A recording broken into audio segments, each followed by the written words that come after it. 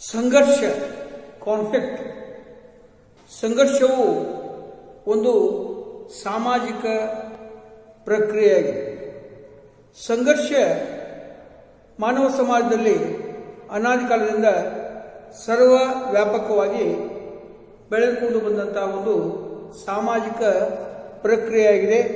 ಸಮಾಜಶಾಸ್ತ್ರದ ಸಾಮಾಜಿಕ ಪ್ರಕ್ರಿಯೆಗಳ ಮೂಲ ಪರಿಕಲ್ಪನೆಗಳಲ್ಲಿ ಮಹತ್ವದಾದಂತಹ ಒಂದು ಪರಿಕಲ್ಪನೆಯಾಗಿದೆ.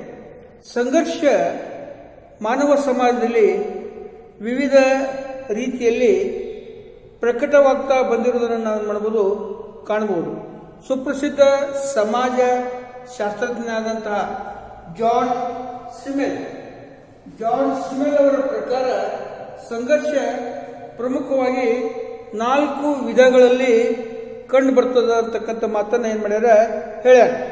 ಮಾನವ ಸಮಾಜದಲ್ಲಿ 4 ಪ್ರಕಾರಗಳಲ್ಲಿ ವ್ಯಕ್ತವಾಗ್ತಾ ಇದೆ. ಅವು ಯಾವಂದ್ರೆ ಯುದ್ಧ, ವಾರ್, ಅದರಂತೆ ಪಕ್ಷ ವೈಷಮ್ಯ ಅಥವಾ ಅಂತಃಕಲಹ, ಫ್ಯೂಡ್, ದಾವೆ ಅಥವಾ ಮೊಕದ್ದಮೆ, ಲಿಟಿಗೇಷನ್ಸ್, ಅದರಂತೆ impersonal ideas, conflict of impersonal ideas, ಅವು ಅವೈಯಕ್ತಿಕ ಆದರ್ಶಗಳ ನಡುವಿನ ಸಂಘರ್ಷ ಅಥವಾ ಸಿದ್ಧಾಂತಗಳ ತಾತ್ವಿಕ ಸಂಘರ್ಷ.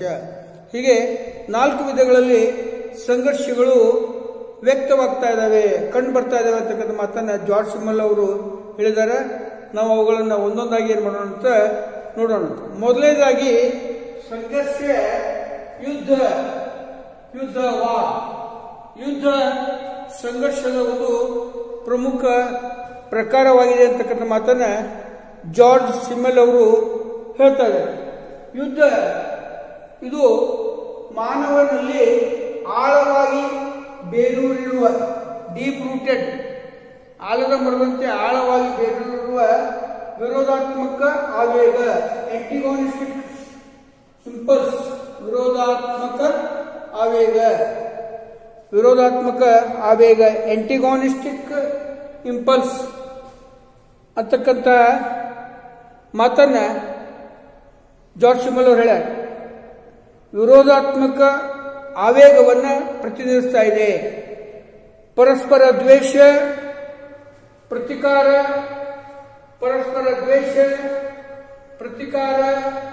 ಅಸೂಯೆ, ಸಾಮ್ರಾಜ್ಯ ವಿಸ್ತರಣೆಯ ಮಾನವ ಸಮೂಹಗಳಲ್ಲಿ ಮನೆ ಮಾಡಿಕೊಂಡಿರ್ತಕ್ಕಂಥ ದುರಾಸೆ, ಇವುಗಳ ಪ್ರತಿಫಲ, ಇವುಗಳನ್ನ ಗುರಿಯಾಗಿಟ್ಕೊಂಡು ಯುದ್ಧಗಳು ನಡೀತಾ ಇರೋದನ್ನು ನಾವು ಮಾಡಬಹುದು, ಕಾಣಬಹುದು. ಈ ಪರಸ್ಪರ ದ್ವೇಷ, ಪ್ರತಿಕಾರ ಇವು ಹೆಚ್ಚಾದಾಗ ಯುದ್ಧದ ಒಂದು ಭಯಾನಕ ಸ್ವರೂಪದಲ್ಲಿ ಸಂಘರ್ಷ ಅಂತಕ್ಕಂಥದ್ದು ಏನಾಗ್ತದೆ ಕಂಡು ಬರ್ತದೆ. ಯುದ್ಧಗಳು ಸಾಮಾನ್ಯವಾಗಿ 2 ಜನಾಂಗಗಳ ನಡುವೆ, 2 ದೇಶಗಳ ನಡುವೆ, 2 ಸಮುದಾಯಗಳ ನಡುವೆ ಯುದ್ಧಗಳು ನಡೀತಾ ಇರೋದನ್ನು ನಾವು ನೋಡಬಹುದು, ಕಾಣಬಹುದು. ಯುದ್ಧದ ಪರಿಣಾಮ ಅತ್ಯಂತ ಭಯಾನಕವಾಗಿರ್ತದೆ.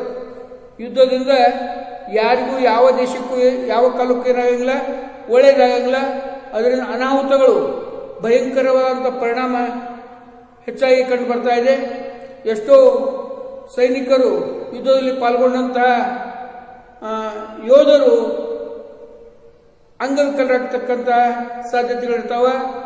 ಅವರನ್ನು ಅವಲಂಬಿಸಿದಂಥ ಮಕ್ಕಳು ಅನಾಥರಾಗ್ತವ, ಹೆಂಡತಿಯರು ವಿಧೇಯರಾಗ್ತಾರೆ.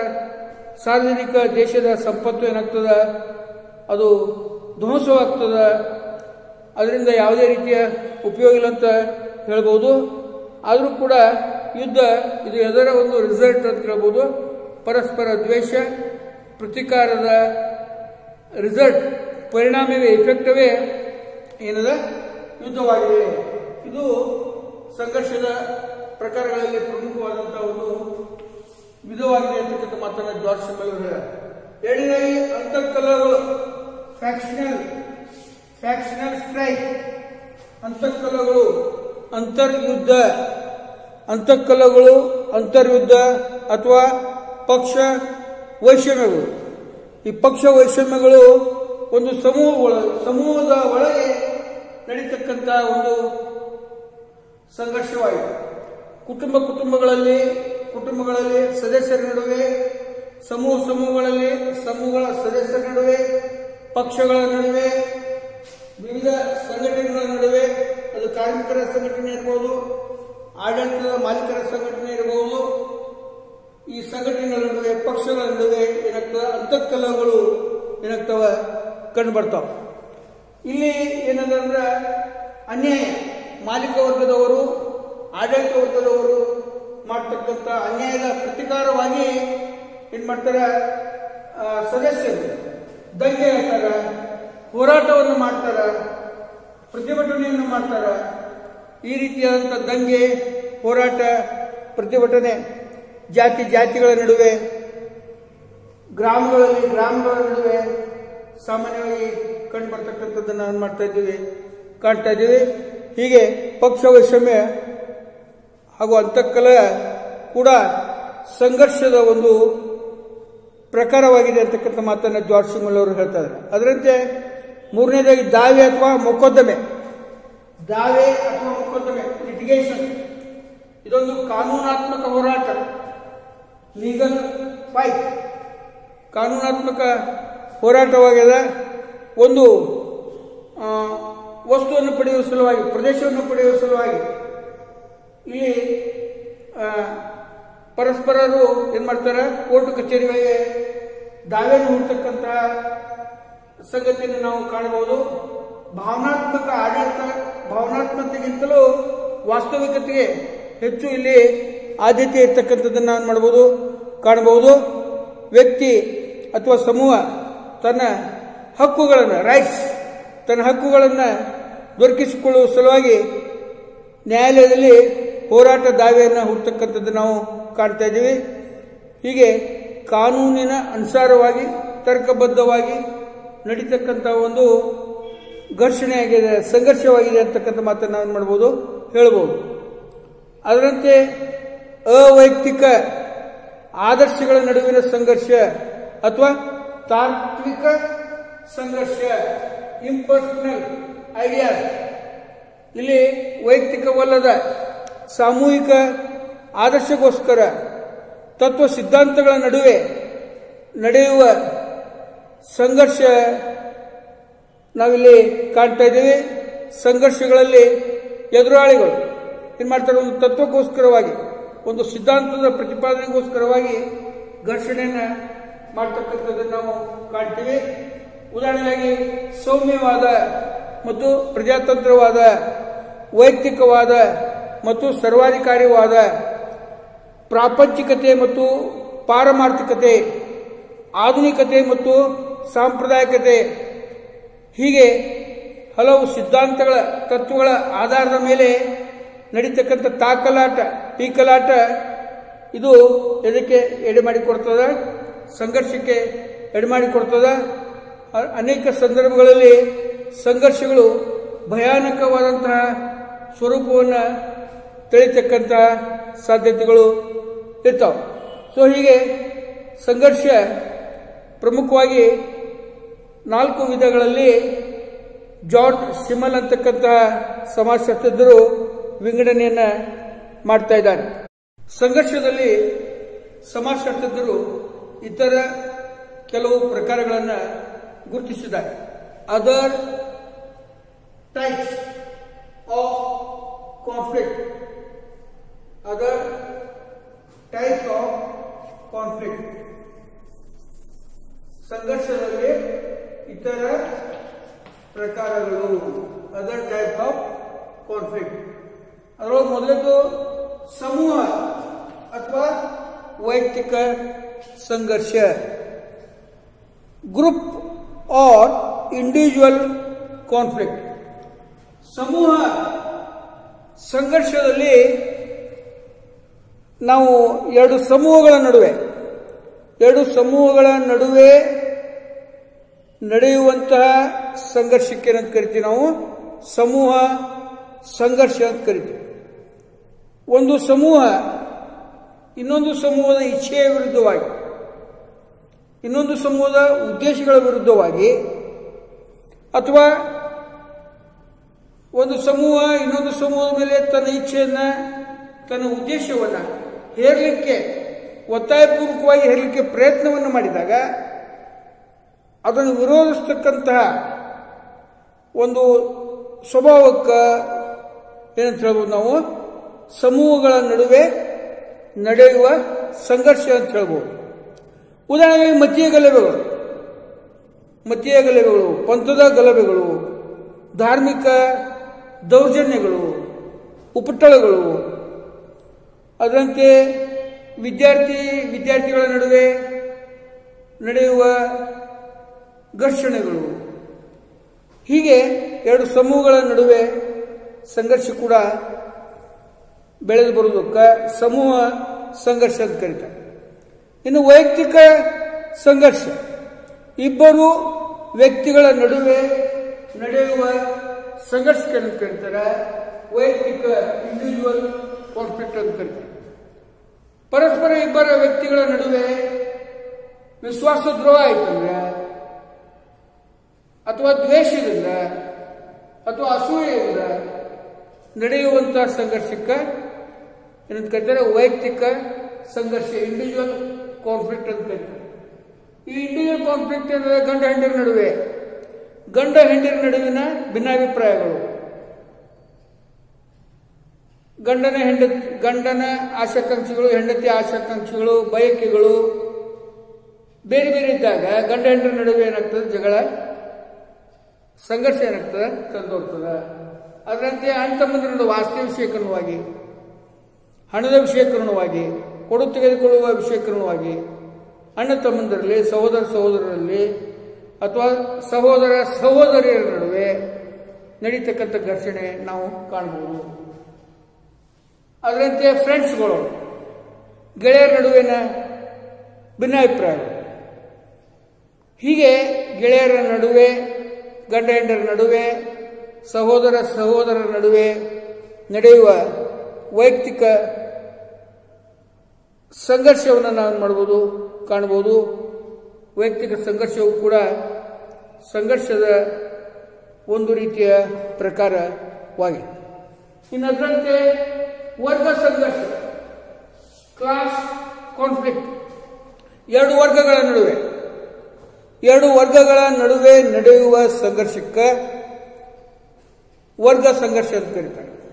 ಫಾರ್ ಎಕ್ಸಾಂಪಲ್, ಬಂಡವಾಳಶಾಹಿ ವರ್ಗ, ಕಾರ್ಮಿಕ ವರ್ಗ, ಮಾಲೀಕ ವರ್ಗ, ಕೂಲಿಕಾರರ ವರ್ಗ, ಆರ್ಥಿಕ ಹಿನ್ನೆಲೆಯಲ್ಲಿ, ಸಂಪತ್ತಿನ ಹಿನ್ನೆಲೆಯಲ್ಲಿ, ವೇತನದ ಕಾರಣದಿಂದ ಅಥವಾ ಬೋನಸ್ದ ಕಾರಣದಿಂದ ಅಥವಾ ಸೌಲಭ್ಯಗಳನ್ನು ತೆಗೆದುಕೊಳ್ಳತಕ್ಕಂಥ ಕಾರಣದಿಂದ ಶ್ರೀಮಂತರ ನಡುವೆ, ಬಡವರ ನಡುವೆ, ಮಾಲೀಕ ವರ್ಗದವರ ನಡುವೆ, ಕಾರ್ಮಿಕ ವರ್ಗದವರ ನಡುವೆ, ಬಂಡವಾಳಶಾಹಿಗಳ ನಡುವೆ,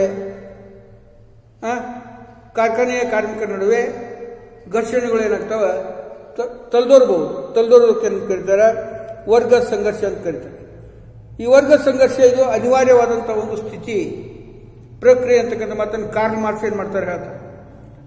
ಆ ಸಮಾಜದ ಇತಿಹಾಸವನ್ನು ನಾವು ತೆಗೆದುಕೊಂಡು ನೋಡಲಾಗಿ ಸಮಾಜದ ಇತಿಹಾಸ ವರ್ಗ ಸಂಘರ್ಷಗಳ ಇತಿಹಾಸವೇ ಆಗಿದೆ ಅಂತಕ್ಕಂಥ ಮಾತನ್ನ ಕಾರ್ಲ್ ಮಾರ್ಕ್ಸ್ ಏನ್ ಮಾಡ್ತಾ ಇದ್ದಾನೆ ಹೇಳ್ತಾರೆ.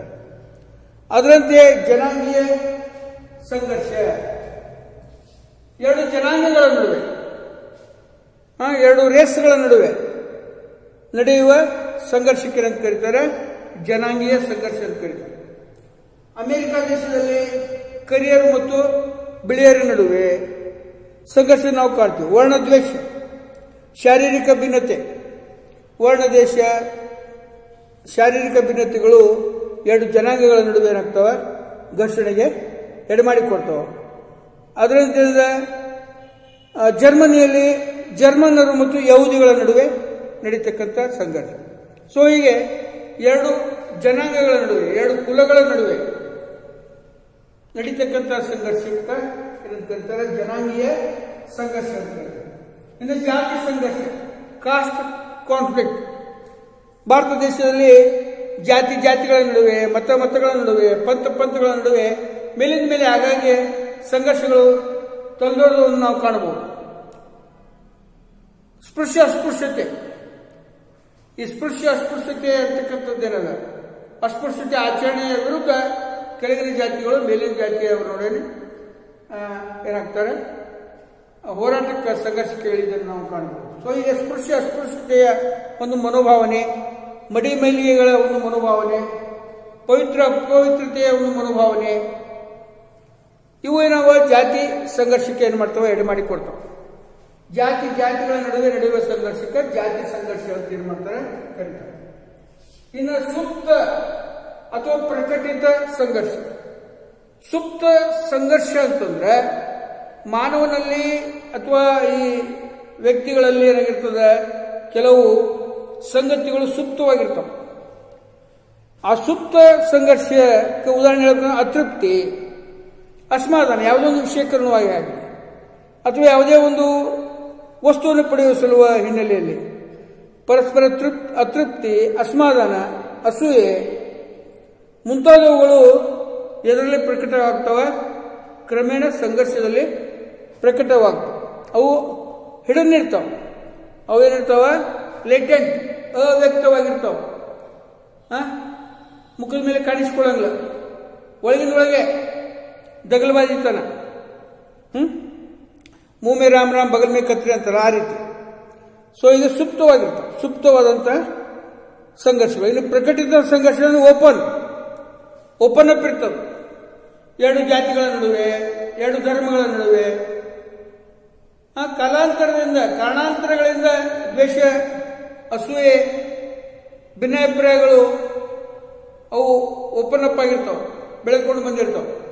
ಅದರಿಂದ ಪರಸ್ಪರ ಅವು ಮೇಲಿನ ಮೇಲೆ ಏನು ಮಾಡ್ತಾವೆ, ಸಂಘರ್ಷದಲ್ಲಿ ತೊಡಗಿರುವುದನ್ನು ನಾವು ಕಾಣಬಹುದು. ಅದಕ್ಕೆ ಅಂತ ಕರೀತಾರೆ ಮ್ಯಾನಿಫೆಸ್ಟ್ ಸಂಘರ್ಷ, ಪ್ರಕಟಿತ ಸಂಘರ್ಷ ಅಂತ ಏನ್ ಮಾಡ್ತಾರೆ, ಕರೀತಾರೆ. ಉದಾಹರಣೆಗಾಗಿ ಈ ಡೆಮೊಕ್ರೆಟಿಕ್ ಕಂಟ್ರಿ ಮತ್ತು ಸೌಮ್ಯವಾದ ಪ್ರಜಾತಾಂತ್ರಿಕ ದೇಶಗಳಲ್ಲಿ ಸಂಘರ್ಷ ನಾವೇನು ಮಾಡ್ತೀವಿ, ಕಾಣ್ತೀವಿ. ಅದರಂತೆ ಅಂತಾರಾಷ್ಟ್ರೀಯ ರಾಷ್ಟ್ರ ಮತ್ತು ಅಂತಾರಾಷ್ಟ್ರೀಯ ಸಂಘರ್ಷಗಳು. ಈ ಎರಡು ರಾಷ್ಟ್ರಗಳ ನಡುವೆ, ಎರಡು ದೇಶಗಳ ನಡುವೆ ನಡೆಯುವ ಸಂಘರ್ಷಕ್ಕೆ ಏನು ಕರೀತಾರೆ, ಅಂತಾರಾಷ್ಟ್ರೀಯ ಸಂಘರ್ಷ ಅಂತ ಕರೀತಾರೆ. ಒಂದು ದೇಶ ಇನ್ನೊಂದು ದೇಶವನ್ನು ದಮನ ಮಾಡುವ ಸಲುವಾಗಿ ದೌರ್ಜನ್ಯವನ್ನು ಮಾಡಿದಾಗ ಅದರ ವಿರುದ್ಧ ಘರ್ಷಣೆಗಳು ನಡೀತಕ್ಕಂಥದ್ದು ನಾವು ಕಾಣಬಹುದು. ರಾಜಕೀಯ ಕಾರಣಗಳಿಗೋಸ್ಕರ, ಧಾರ್ಮಿಕ ಕಾರಣಗಳಿಂದ, ಸೈದ್ಧಾಂತಿಕ ಕಾರಣಗಳಿಂದ ಇತ್ತೀಚಿನ ವರ್ಷಗಳಲ್ಲಿ ರಾಷ್ಟ್ರಗಳ ನಡುವೆ, ಎರಡು ದೇಶಗಳ ನಡುವೆ ಸಂಘರ್ಷ ನಡೀತಾ ಇರುವುದು ಒಂದು ಸಾಮಾನ್ಯವಾದಂತಹ ಸಂಗತಿಯಾಗಿದೆ. ಹೀಗೆ ಸಂಘರ್ಷದಲ್ಲಿ ನಾವು ಇತರ ಪ್ರಕಾರಗಳನ್ನು ಕೂಡ ಏನು ಮಾಡಬಹುದು, ಕಾಣಬಹುದು. ಈ ಸಂಘರ್ಷಗಳು ಸಾಮಾಜಿಕ ಪ್ರಕ್ರಿಯೆಯಲ್ಲಿ ಪ್ರಮುಖವಾದಂತ ಏನು ಮಾಡ್ತಾವ, ಪಾತ್ರವನ್ನು ವಹಿಸ್ತಾ ಇದ್ದಾವೆ. ಸಂಘರ್ಷದ ಕಾರಣಗಳು. ಸಮಾಜದಲ್ಲಿ ಸಂಘರ್ಷ ಸಂಭವಿಸಲಿಕ್ಕೆ ಹಲವಾರು ಕಾರಣಗಳನ್ನು ನಾವು ಮಾಡಬಹುದು, ಗುರುತಿಸಬಹುದು.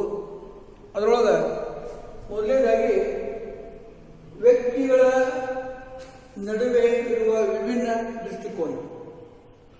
ವ್ಯಕ್ತಿಗಳ ನಡುವೆ ಇರ್ತಕ್ಕಂತಹ ವಿಭಿನ್ನ ದೃಷ್ಟಿಕೋನ ಅನೇಕ ಸಂದರ್ಭಗಳಲ್ಲಿ ಸಂಘರ್ಷಕ್ಕೆ, ಕಾನ್ಫ್ಲಿಕ್ಟ್ಗೆ ಏನು ಮಾಡ್ತದೆ, ಎಡ್ ಮಾಡಿ ಕೊಡ್ತದೆ. Difference between individual ideas. ಒಂದೇ ತಾಯಿ ಮಕ್ಕಳಾಗಿದ್ರು ಕೂಡ, ಅವಳಿ ಜವಳಿ ಮಕ್ಕಳಾಗಿದ್ರು ಕೂಡ, ಸಹೋದರ ಸಹೋದರಿಯರಲ್ಲಿ, ಅಣ್ಣ ತಮ್ಮಂದಿರ ನಡುವೆ ಅವರ ಆಸಕ್ತಿಗಳು, ಅವರ ವಿಚಾರಗಳು, ಅವರ ಅಭಿಪ್ರಾಯಗಳು, ಚಿಂತನೆಗಳು ಏನಿರ್ತಾವ ಭಿನ್ನ ಭಿನ್ನವಾಗಿರುವುದನ್ನು ನಾವೇನು ಮಾಡಬಹುದು, ಕಾಣಬಹುದು. ಈ ಭಿನ್ನ ಭಿನ್ನವಾದಂತಹ ದೃಷ್ಟಿಕೋನದಲ್ಲಿ ಆ ದೃಷ್ಟಿಕೋನಗಳು, ವಿಭಿನ್ನ ದೃಷ್ಟಿಕೋನಗಳು ಅದಕ್ಕೆ ಎಡೆ ಮಾಡಿ ಕೊಡ್ತಾವ, ಸಂಘರ್ಷಕ್ಕೆ ಎಡೆ ಮಾಡಿ ಕೊಡ್ತಾವ ಅಂತಕ್ಕಂಥ ಮಾತನ್ನು ನಾವೇನು ಮಾಡಬಹುದು, ಹೇಳ್ಬೋದು. ಹೀಗೆ ವ್ಯಕ್ತಿಗಳ ನಡುವಿನ ವಿಭಿನ್ನ ದೃಷ್ಟಿಕೋನ ಎದಕ್ಕೆ ಎಡೆ ಮಾಡಿ ಕೊಡ್ತದೆ, ಸಂಘರ್ಷಕ್ಕೆ ಎಡೆ ಮಾಡಿ ಕೊಡ್ತದೆ. ಹೀಗೆ ಇದು ಕೂಡ ಸಂಘರ್ಷದಲ್ಲಿ ಕಂಡು ಬರತಕ್ಕಂಥ ಒಂದು ಪ್ರಕಾರ ಅಂತ ಹೇಳ್ಬೋದು. ಇನ್ನು ಸಾಂಸ್ಕೃತಿಕ ಭಿನ್ನತೆಗಳು, ಸಾಂಸ್ಕೃತಿಕ ಭಿನ್ನಾಭಿಪ್ರಾಯಗಳು. ಒಂದು ಧರ್ಮದ ಅಥವಾ ಜಾತಿಯ ಅಥವಾ ಸಮೂಹದ ಸಂಸ್ಕೃತಿಗೂ ಇನ್ನೊಂದು ಸಮೂಹದ ಜಾತಿಯ ಸಂಸ್ಕೃತಿಯಲ್ಲಿ ಭಿನ್ನತೆ ಇರುವುದು ಸಾಮಾನ್ಯವಾಗಿ ನಾವು ಕಾಣಬಹುದು. ಈ ಸಾಂಸ್ಕೃತಿಕ ವ್ಯತ್ಯಾಸಗಳನ್ನು ಒಂದು ಸಮೂಹ, ಒಂದು ವರ್ಗ ಇನ್ನೊಂದು ವರ್ಗದ ಸಂಸ್ಕೃತಿಯನ್ನು ಅನುಸರಿಸದೇ ಇದ್ದಾಗ, ಒಪ್ಪಿಕೊಳ್ಳದೇ ಇದ್ದಾಗ, ಒಪ್ಪಿಕೊಳ್ಳಲು ವಿರೋಧವನ್ನು ವ್ಯಕ್ತಪಡಿಸಿದಾಗ ಅದು ಎದಕ್ಕೆ ಎಡೆ ಮಾಡಿ ಕೊಡ್ತದೆ? ಸಂಘರ್ಷಕ್ಕೆ ಎಡೆ ಮಾಡಿ ಕೊಡ್ತದೆ. ಈ ಸಂಘರ್ಷ, ಸಾಂಸ್ಕೃತಿಕ ಸಂಘರ್ಷಗಳು ಅನೇಕ ಬಾರಿ ನಮ್ಮ ದೇಶದಲ್ಲಿ, ಭಾರತದಲ್ಲಿ ಧಾರ್ಮಿಕ ಕೋಮುಗಲಭೆಗಳಿಗೆ ಎಡೆ ಮಾಡಿ ಕೊಟ್ಟಿರೋದನ್ನು ನಾವು ಕಾಣಬಹುದು. ಅದರಂತೆ ಆಸಕ್ತಿಗಳ ಘರ್ಷಣೆ, ವಿಭಿನ್ನ ಆಸಕ್ತಿಗಳ ನಡುವಿನ ತಾಕಲಾಟ, ಪೀಕಲಾಟ, ವಿಭಿನ್ನ ಸಮೂಹಗಳ ಆಸಕ್ತಿಗಳು, ಚಿಂತನೆಗಳು ಒಂದೇ ರೀತಿಯಾಗಿ ಕಂಡುಬರುವುದಿಲ್ಲ, ಏಕರೂಪದಲ್ಲಿ ಕಂಡುಬರುವುದಿಲ್ಲ. ಆಸಕ್ತಿಗಳು ಭಿನ್ನತೆ ಇದ್ದಾಗ ಪರಸ್ಪರರ ನಡುವೆ ಏನಾಗ್ತವೆ? ಭಿನ್ನಾಭಿಪ್ರಾಯಗಳು ತಲೆದೋರ್ತವೆ. ಆ ಭಿನ್ನಾಭಿಪ್ರಾಯಗಳು ಎದರಲ್ಲಿ ಕೊನೆಗೊಳ್ತವೆ? ಸಂಘರ್ಷದಲ್ಲಿ, ಘರ್ಷಣೆಯಲ್ಲಿ ಏನು ಮಾಡ್ತವೆ? ಕೊನೆಗೊಳ್ತವೆ. ಉದಾಹರಣೆಗಾಗಿ ಹೇಳಬೇಕಂದ್ರೆ ಬಂಡವಾಳಶಾಹಿಗಳ ಒಂದು ಉದ್ದೇಶ ಹೇತು, ಕಾರ್ಮಿಕ ವರ್ಗದ ಉದ್ದೇಶ ಹೇತು. ಬಂಡವಾಳಶಾಹಿಗಳ ಮೂಲ ಉದ್ದೇಶ ಏನಾಗಿರ್ತದೆ? ಮೂಲ ಆಸಕ್ತಿ ಏನಾಗಿರ್ತದೆ? ಹೆಚ್ಚೆಚ್ಚು ಲಾಭವನ್ನು ಮಾಡಿಕೊಳ್ಳುವುದು, ಹೆಚ್ಚೆಚ್ಚು ಲಾಭವನ್ನು ಮಾಡಿಕೊಳ್ಳುವ ಒಂದು ಉದ್ದೇಶ ಮಾತ್ರ ಅವ್ರದ್ದಾಗಿರ್ತದೆ. ಕಾರ್ಮಿಕ ವರ್ಗದನ್ನು ನಾವು ಕೆಲಸಕ್ಕೆ ತಕ್ಕಂತೆ ನಮಗೆ ಏನು ಸಿಗಬೇಕು? ವೇತನ ಸಿಗಬೇಕು, ಬೋನಸ್ ಸಿಗಬೇಕು, ಸೌಲಭ್ಯಗಳು ಸಿಗಬೇಕು ಅಂತಕ್ಕಂಥದ್ದು ಕಾರ್ಮಿಕರ ಇಂಟೆನ್ಷನ್. ಈ ಕಾರ್ಮಿಕರ ಮತ್ತು ಮಾಲೀಕ ವರ್ಗದ ನಡುವಿನ ಇಂಟೆನ್ಷನ್ಗಳಲ್ಲಿ, ಆಸಕ್ತಿಗಳಲ್ಲಿ ಭಿನ್ನಾಭಿಪ್ರಾಯಗಳು ಉಂಟಾದಾಗ ಆ ಭಿನ್ನಾಭಿಪ್ರಾಯಗಳು ಎದರಲ್ಲಿ ಕೊನೆಗೊಳ್ತಾವು? ಘರ್ಷಣೆಯಲ್ಲಿ, ಸಂಘರ್ಷದಲ್ಲಿ ಕೊನೆಗೊಳ್ತಾವೆ. ಸೊ ಹೀಗೆ ಆಸಕ್ತಿಗಳ ನಡುವಿನ ಭಿನ್ನಾಭಿಪ್ರಾಯಗಳು ಘರ್ಷಣೆಗೆ ಏನು ಮಾಡ್ತಾವೆ? ಎಡೆ ಮಾಡಿ ಕೊಡ್ತಾವೆ. ಆಸಕ್ತಿಗಳ ನಡುವಿನ ಭಿನ್ನತೆಯೂ ಕೂಡ ಸಂಘರ್ಷಕ್ಕೆ ಏನದ? ಎಡೆ ಮಾಡಿ ಕೊಡ್ತದೆ. ಇನ್ನು ಸಾಮಾಜಿಕ ಬದಲಾವಣೆ, ಸಾಮಾಜಿಕ ಪರಿವರ್ತನೆ. ಬದಲಾವಣೆ ಅಂತಕ್ಕಂಥದ್ದು ನಿರಂತರವಾದಂತಹ ಒಂದು ಪ್ರಕ್ರಿಯೆ ಆಗಿದೆ. ಸಮಾಜದಲ್ಲಿ ಸಾಮಾನ್ಯವಾಗಿ ಕಂಡು ಬರ್ತಕ್ಕಂಥದ್ದಾಗಿದೆ.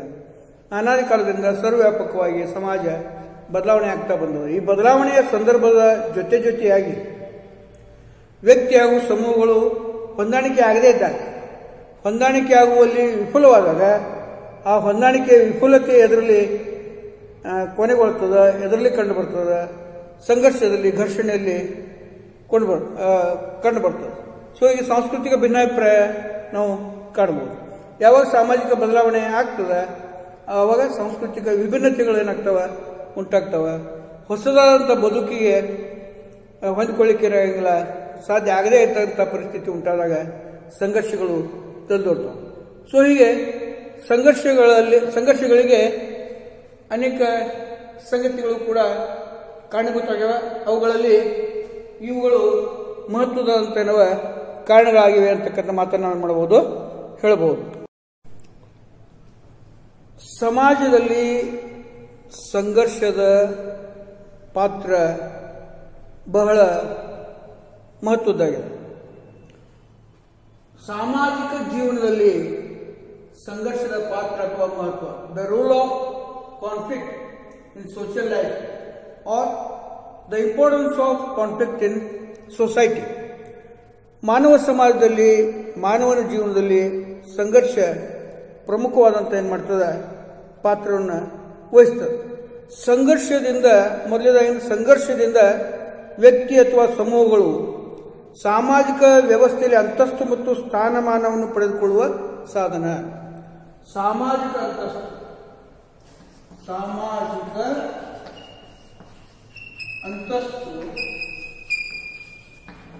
ಮತ್ತು ಸ್ಥಾನಮಾನ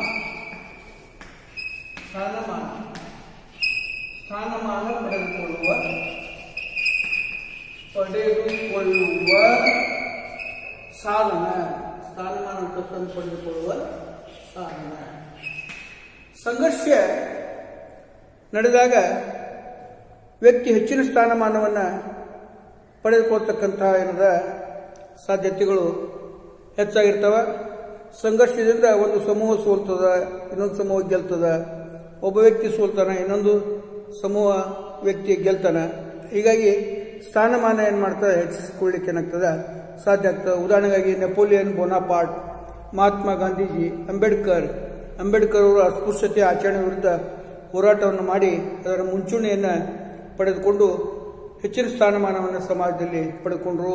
ಅದರಂತೆ ಗಾಂಧೀಜಿಯವರು ಬ್ರಿಟಿಷರ ದೌರ್ಜನ್ಯದ ವಿರುದ್ಧ ಹೋರಾಟವನ್ನು ಮಾಡಿ ಒಳ್ಳೆಯ ನಾಯಕತ್ವವನ್ನು ಪಡೆದುಕೊಂಡರು ಅಂತಕ್ಕಂಥ ಒಂದು ಮಾತನ್ನು ನಾವು ಕಾಣ್ತಾ ಇದ್ದೀವಿ. ಹೀಗೆ ಸಂಘರ್ಷ ವ್ಯಕ್ತಿಯ ಸ್ಥಾನಮಾನ ಅಂತಸ್ತಿನಲ್ಲಿ ಹೆಚ್ಚಿಸಲಿಕ್ಕೆ ಬದಲಾವಣೆ ತರುವಲ್ಲಿ ಪ್ರಮುಖವಾದಂಥ ಪಾತ್ರವನ್ನು ವಹಿಸ್ತದೆ.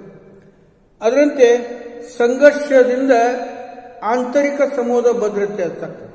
ಸಂಘರ್ಷದಿಂದ ಆಂತರಿಕ ಸಮೂಹದ ಭದ್ರತೆ, ಆಂತರಿಕ ಸಮೂಹದ ಭದ್ರತೆ ಏನಾಗ್ತದೆ ಹೆಚ್ಚಾಗ್ತದೆ.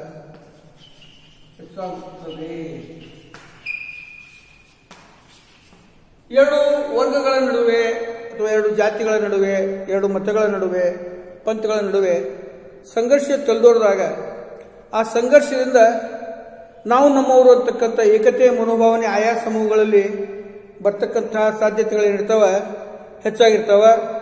ಅವರಲ್ಲಿ ನಾಯಕತ್ವದ ಜಾಗೃತಿಯ ಮನೋಭಾವನೆ ಮೂಡ್ತದ. ಮತ್ತೇನಾದರೂ ತಪ್ಪು ತಡೆಗಳಾಗಿದ್ದು ಅಂದ್ರೆ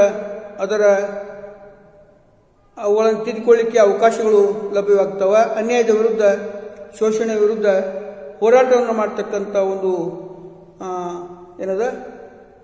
ಪ್ರಜ್ಞೆಯನ್ನು ಜನರಲ್ಲಿ ಮೂಡಿಸ್ತದೆ. ಹೀಗೆ ಸಮೂಹದ ನಡುವೆ ಜಾಗೃತಿಯ ಮನೋಭಾವನೆ ಬೆಳೆಸುವಲ್ಲಿ ಮಹತ್ವದ ಪಾತ್ರ ವಹಿಸ್ತದೆ.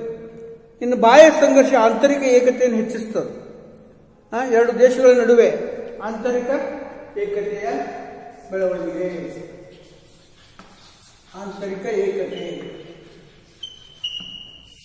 ದೇಶಗಳ ನಡುವೆ ಸಂಘರ್ಷಗಳು ತಲೆದೋರಿದಾಗ ಆ ದೇಶದಲ್ಲಿರ್ತಕ್ಕಂಥ ಭಿನ್ನಾಭಿಪ್ರಾಯಗಳಿದ್ರೂ ಕೂಡ, ಜನರ ನಡುವೆ ಭಿನ್ನಾಭಿಪ್ರಾಯಗಳಿದ್ರೂ ಕೂಡ ಅವರೆಲ್ಲರೂ ಒಂದಾಗಿ ದೇಶವನ್ನು ರಕ್ಷಣೆ ಮಾಡುವಲ್ಲಿ ಏನ್ ಮಾಡ್ತಾರೆ, ಒಂದಾಗ್ತಾರೆ.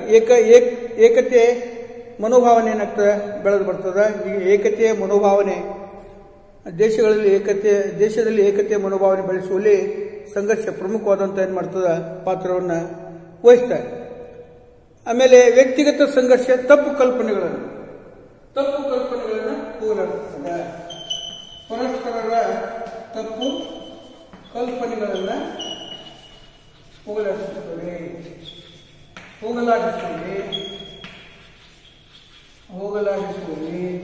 ಮಹತ್ವದ ಪಾತ್ರ ಏನ್ ಮಾಡ್ತದೆ, ಮಹತ್ವದ ಪಾತ್ರವನ್ನು ಸಂಘರ್ಷ ಏನ್ ಮಾಡ್ತದೆ ವಹಿಸ್ತದೆ, ಮಹತ್ವದ ಪಾತ್ರವನ್ನು ವಹಿಸ್ತದೆ. ಸಂಘರ್ಷಗಳು ತಲೆದೋರಿದಾಗ ಏನಾದರೂ ನ್ಯೂನತೆಗಳಿದ್ದು ಅಂದ್ರೆ, ತಪ್ಪು ತಡೆಗಳಿದ್ದು ಅಂದ್ರೆ ಆ ತಪ್ಪು ತಡೆಗಳನ್ನು ತಿದ್ದುಕೊಳ್ಳತಕ್ಕಂಥ ಒಂದು ಅವಕಾಶ ಸಂಘರ್ಷದ ಮೂಲಕ ಏನಾಗ್ತದೆ ಅಸಾಧ್ಯ ಆಗ್ತದೆ. ಸೊ ಹೀಗೆ ತಪ್ಪು ಕಲ್ಪನೆಗಳಿದ್ದು ಅಂದ್ರೆ ಅವು ಏನಾಗ್ತವೆ ದೂರ ಆಗ್ತವೆ. ಅದರಂತೆ ಸಂಘರ್ಷದ ಬಳಿಕ ಶಾಂತಿ ಮತ್ತು ಅಹಿಂಸೆ ಸ್ಥಾಪನೆ, ಶಾಂತಿ ಮತ್ತು ಅಹಿಂಸೆ ಏನಾಗ್ತದೆ ಬೆಳೆದು ಸಂಘರ್ಷಗಳು ತಲೆದೋರಿದಾಗ ನಾವು ಇನ್ನು ಮುಂದೆ ಇಂಥ ತಪ್ಪುಗಳನ್ನು ಮಾಡಬಾರ್ದು, ತಪ್ಪುಗಳನ್ನು ಮಾಡೋದ್ರಿಂದ ಸಂಘರ್ಷ ಮಾಡೋದ್ರಿಂದ ಅನಾಹುತ ಆಗ್ತದೆ ಅಂತಕ್ಕಂಥ ಒಂದು ವಿಚಾರ ಬೆಳೆದುಕೊಂಡು ಬಂದು ಸಮಾಜದಲ್ಲಿ ಶಾಂತಿ ಸುವ್ಯವಸ್ಥತೆ ನೆಲೆಗೊಳ್ಳಿಕ್ಕೆ ಏನಾಗ್ತದೆ ಸಾಧ್ಯ ಆಗ್ತದೆ.